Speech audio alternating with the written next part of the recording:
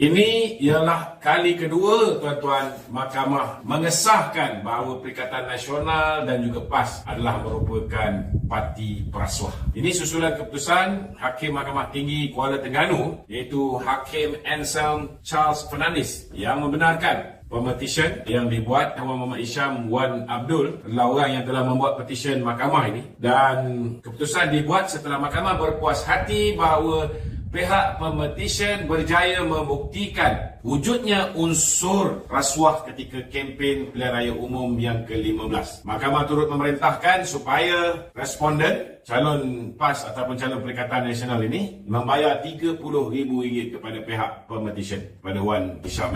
Cuma mahkamah memutuskan untuk menangguhkan pemakluman kepada SPR bersama keputusan mahkamah hari ini sehingga 3 Oktober, sebab mereka mempunyai 14 hari untuk membuat rayuan ke Mahkamah Rayuan, dan kalau dia nak rayu lagi ke Mahkamah Persekutuan pun boleh. Dakwaan Wan Muhammad Isham dalam petisyen itu bahawa terdapat sogokan di beberapa majlis rasmi Kerajaan Negeri Terengganu melalui dana bantuan air belia dan air siswa yang diagihkan pada pengundi ketika tempoh berkempen PRU15 untuk meraih undi kepada Cik alias calon daripada PAS, calon daripada Perikatan Nasional ini. Saudara, kalau air belia dan air siswa ni sebenarnya seluruh negeri Terengganu. Dalam erti kata lain, saudara, sepatutnya hari ini seluruh negeri Terengganu diadakan pilihan raya semula.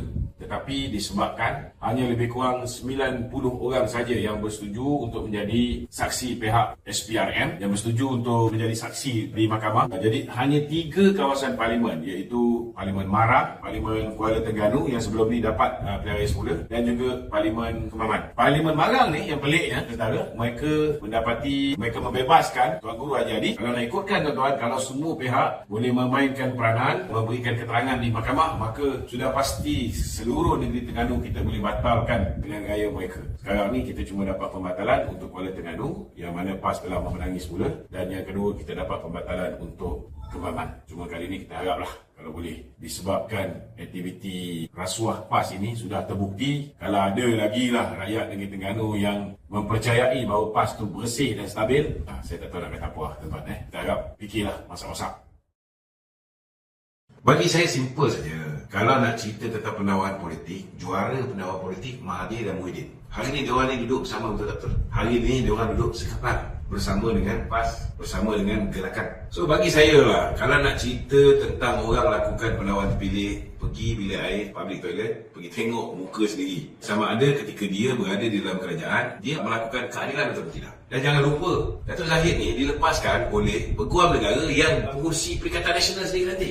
Bos kepada Razif Jidin yang nanti. Orang yang mengangkat Razif Jidin sebagai Menteri Kanan, walaupun dia kalah di Ketere, dia diangkat bukan sekadar jadi menteri tau, jadi Menteri Kanan. Begitu Muhyiddin menjaga Razif Jidin ni. So bagi saya simple saja. Sebelum mengata orang, cermin diri dia sendiri. Dan kalau nak ikutkan, Tan Sri Idrus, dia dah nak pencin dah. Lagi 1 hari sebelum dia pencin tu, dia mengambil keputusan untuk buat ketetapan tu. Kalau guna otak yang waras, kalau pakai otak lah, ada orang ni banyak tak pakai otak, PM sudah pasti takkan buat keputusan kes Datuk Zahid ni. Sebabnya lagi beberapa hari kita akan ada satu pilihan raya yang cukup penting, pilihan raya kecil yang pertama selepas 6 buah negeri ni, iaitu di Pulai dan juga di Simpang Jeram. PM minta tangguh. Kenapa dia buat ni? Kenapa tak boleh tangguh? Dia tanya. Sebab dia kalau boleh dia nak minta tangguh, tapi AG cakap tak boleh.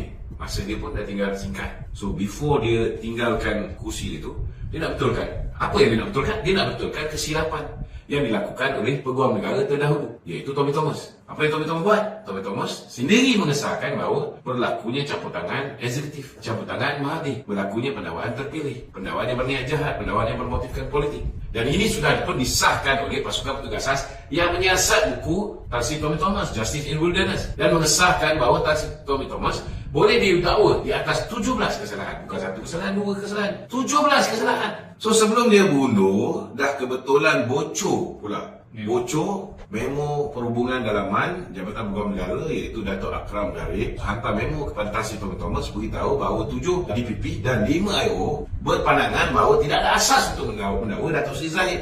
Dan sewajarnya dia tidak didakwa. Tapi 2 hari lepas tu ada pendakwaan. Maknanya memang betul dakwaan tentang berlakunya pendakwaan terpilih ni. Maka atas rasa tanggungjawab itu, sebelum dia pencet, dia nak clearkan benda ni.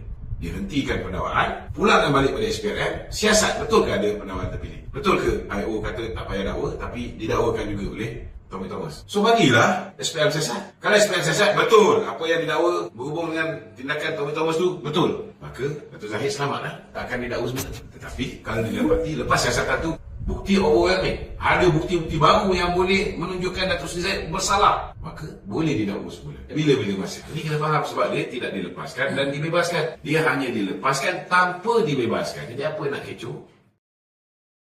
Pertama sekali, bila kita buat keputusan membenarkan mereka masuk ke dalam negara, maka kita tak bolehlah kata dia orang ni tak boleh makan beras yang kita subsidi. Kita pun tidak ada sebarang undang-undang yang mengatakan mereka ni tak boleh beli minyak masak subsidi. Mereka ni tak boleh beli gula yang disubsidi dan sebagainya.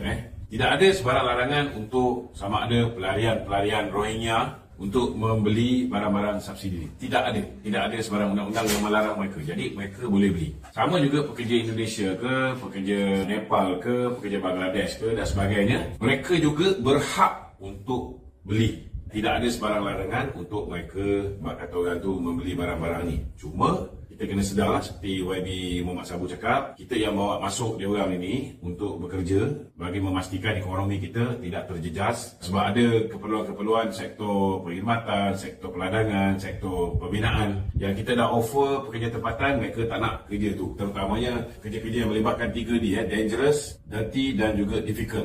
Kerja-kerja yang berbahaya, yang sukar dan juga yang kotor. Banyak orang tempatan tak nak, jadi kita terpaksa ambil orang luar. Kalau tidak, kita punya kawasan-kawasan pembinaan, rencak pembinaan dia, ladang banyak tak terurus, kemudian sektor perkhidmatan macam restoran dan sebagainya pun sama juga bermasalah.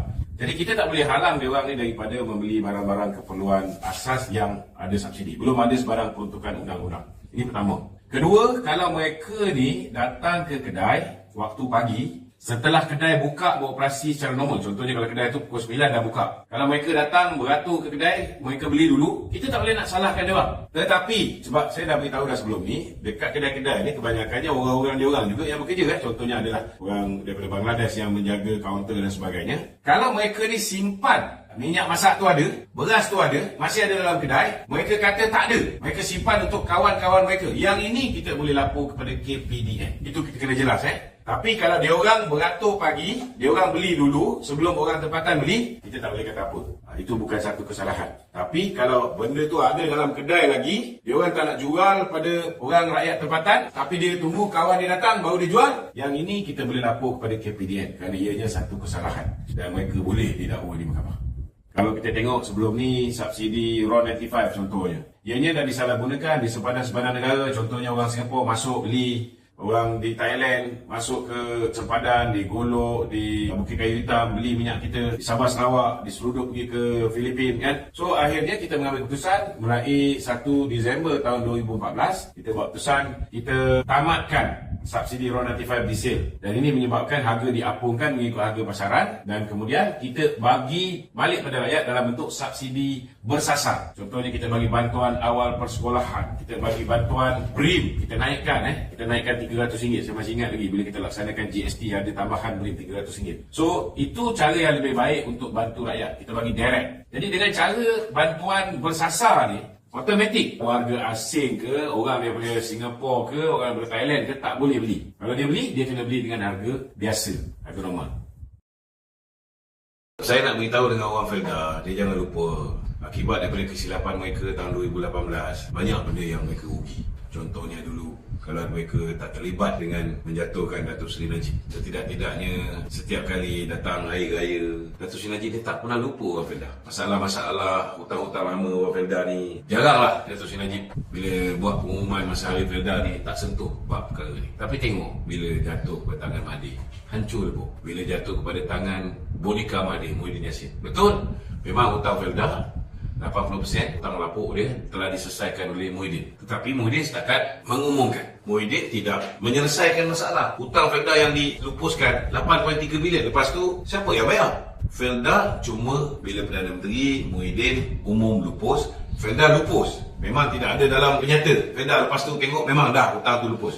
Tetapi yang kena ambil alih hutang itu ialah Felda. Dan kalau Felda hutang tu dia lupuskan, mana dia nak cari duit untuk buat penanaman semula kelapa sawit, untuk bayar kepada peneroka-peneroka? Mana dia nak cari? Kemudian ada kos yang melibatkan pengambil alihan balik FGV. Total dia 9.9 bilion.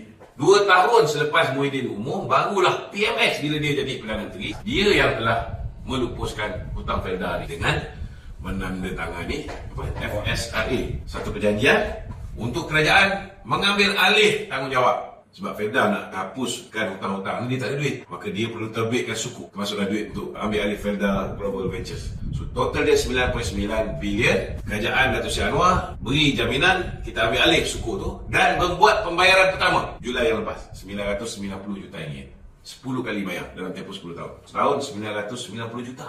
Ini Datuk Seri Anwar yang bagi ni, bukan Muhyiddin. Dan kita kena ingat juga dalam tempoh yang begitu singkat, 8 bulan, 7 bulan pertama Datuk Seri Anwar duduk dalam kerajaan, apa dia buat? Dia luluskan peruntukan untuk buat pusat hemodialisis orang yang sakit buah pinggang di semua Felda. Lepas ni semua Felda ada pusat hemodialisis ni. Kemudian Felda-Felda yang gelap gelita tak ada lampu jalan ni, diperuntukkan 500 juta setahun untuk selesaikan masalah lampu jalan. Hampir 3,000 lampu jalan. Satu batang berapa tu? Kemudian banyaklah benda-benda lain yang sedang diusahakan untuk broker-broker Felda. Datuk Zahid pun dia usahakan untuk pastikan jalan-jalan di Felda ni dapat ditambah baik menggunakan bajet daripada Kementerian Desa dan Wilayah. Kemudian dibawa turun pula program usahawan desa ke Felda-Felda, terutamanya di Felda Kemasul, Felda Cimamai dengan Kemahang. Ada 3 Felda aja dekat Pelangai ni. Jadi kita minta lah orang Felda ni, orang berbudi, kita berbahasa lah. Sebelum PM umum tu, kematian wakil rakyat dekat Pelangai pun belum ada. So kita luluskan tu tak ada kena-mengena dengan pilihan raya kecil.